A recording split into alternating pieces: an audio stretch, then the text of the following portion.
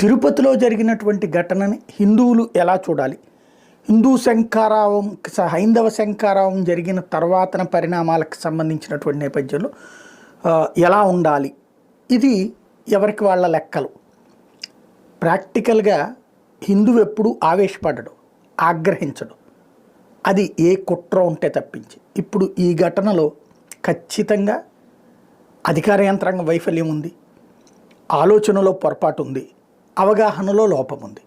అనుభవం తిరుమల తిరుపతి దేవస్థానానికి ఉంది, కానీ ప్రస్తుత అధికార యంత్రాంగం అంతా కొత్త వాళ్లే ఉండటం వల్ల కూడా తలెత్తి ఇది ప్రభుత్వం సమస్యను పరిష్కరించేందుకు ఎత్తి చూపెట్టడంలో తప్పులేదు.